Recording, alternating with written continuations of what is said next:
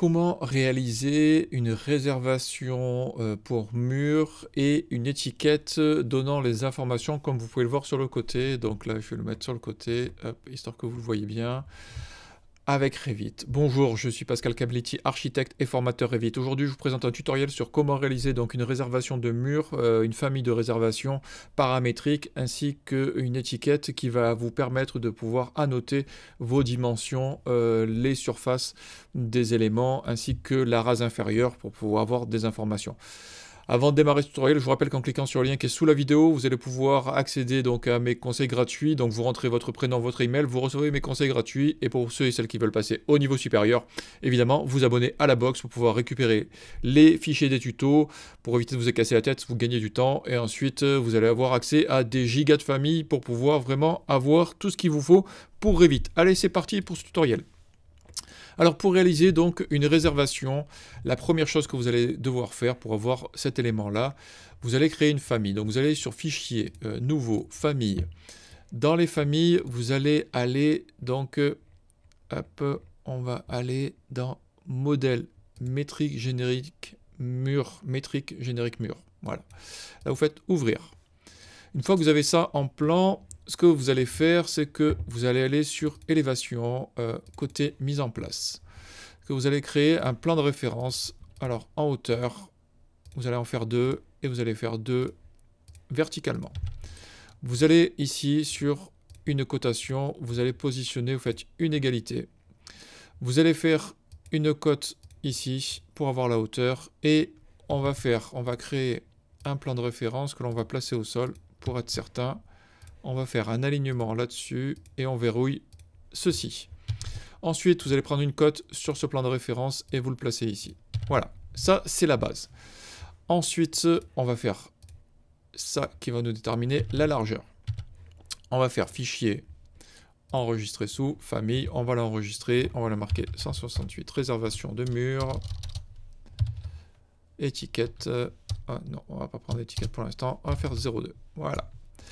Donc là, une fois que vous avez ça, il va vous falloir déterminer des paramètres pour pouvoir avoir la hauteur et la largeur. Donc là, ici, on va déterminer un paramètre qu'on va appeler hauteur.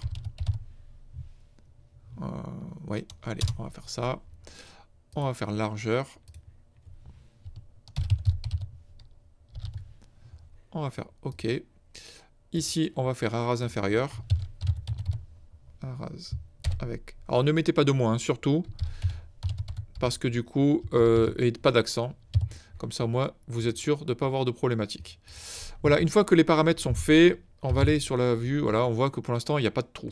Donc, pour pouvoir avoir un trou, il vous faut aller dans Créer, Forme vide, placer une vide par extrusion, faites un rectangle et vous cadenassez les 4 côtés. Là, vous allez valider. Ce qu'on va faire maintenant, on va venir sur la vue de dessus, donc plan d'étage. Et on voit que l'extrusion ne fonctionne pas. Alors, il faut toujours s'accrocher sur les plans de référence. Donc, vous allez faire un alignement, donc tabulation, plan de référence ici, vous verrouillez. La problématique, c'est qu'on n'a pas de plan de référence ici, donc il va falloir en créer un. On fait plan de référence ici, on le trace. On va faire un aligné sur le mur, tabulation toujours. Hop, on verrouille. Et maintenant, on va verrouiller sur le plan de référence le bord de l'extrusion. Nous allons sur la vue 3D, on se rend compte que ici, on n'a pas de trou encore. Il vous suffit de faire couper quoi? Le mur avec quoi? Avec le trou. Et maintenant, pour vérifier tout ça, il vous suffit de changer les valeurs. Donc là, la rase inférieure, on va faire 1500. On fait appliquer, ça monte, c'est parfait. 800 de hauteur, appliqué, ça marche. On va faire 500 de largeur, on fait OK, ça fonctionne, donc nickel, c'est parfait.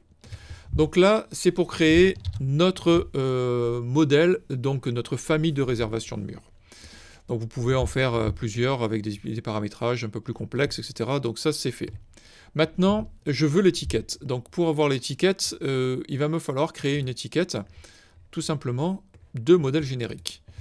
Dans l'étiquette de modèle générique, vous allez faire Fichier, Nouveau, Famille, dans Annotation ici, et vous allez dans Étiquette, hop, Générique métrique, on fait OK. On va supprimer ici.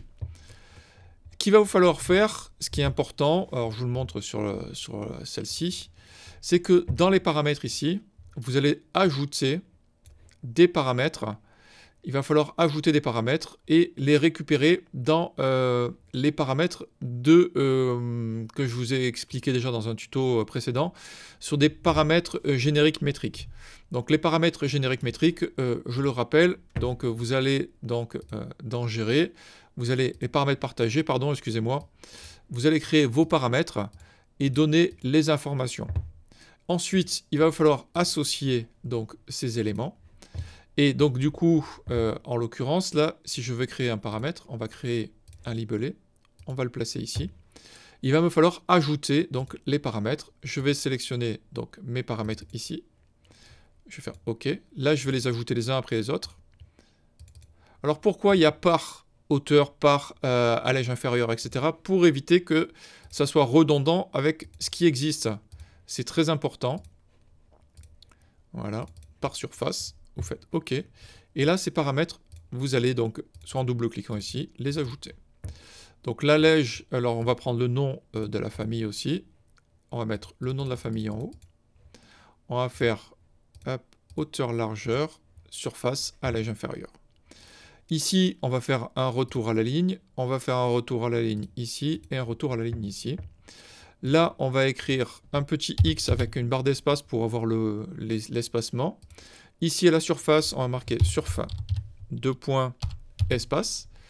Et là, par allège, on va marquer allège inférieur, 2 points. Voilà. On fait appliquer OK. Donc, du coup, l'étiquette ressemblera à ça. Donc, c'est comme ça. Là, vous faites fichier enregistrer sous, famille. Donc là, on va marquer étiquette 02. Voilà. Donc du coup, vous aurez ces informations-là. Et ensuite, ça sera à injecter dans le projet. Donc là, j'ai ouvert un nouveau projet. Et ce qui est important, lorsque vous avez créé ces éléments et ces paramètres partagés, vous aurez tous les fichiers dans la box. Hein, pour ceux et celles qui veulent vraiment aller au plus vite, vous aurez tout ça. Il vous suffit donc d'aller dans les paramètres du projet et d'aller chercher les paramètres partagés. Donc là, en l'occurrence, j'ai déjà chargé, mais il vous suffit donc de faire nouveau paramètre, paramètre partagé, sélectionner l'élément et l'attribuer. Alors là, ce que je vais faire, c'est que je vais le modifier. On va prendre le petit crayon. Et vous allez l'attribuer à modèle générique. C'est important parce qu'autrement, ça ne fonctionnera pas. Donc, une fois que ça c'est fait, vous avez les éléments, vous avez votre réservation et il vous suffit d'étiqueter. Donc là, on va faire l'exemple. Donc du coup, je vais prendre celle-ci. Je vais la dupliquer ici. Là, je vais faire modifier le type, dupliquer, type 3. Hein, je donne une information.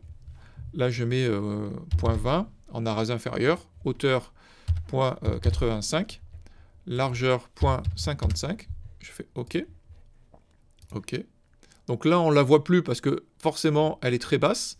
Elle est en dehors donc de la zone de coupe, hein, du plan de coupe.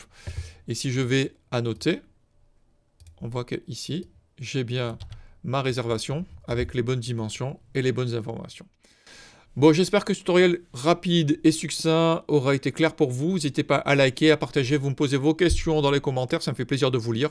Vous m'envoyez des emails pour savoir ce que vous voulez comme nouveau tuto dans les prochaines semaines. Et je vous dis à la semaine prochaine pour un nouveau tutoriel. Merci, au revoir.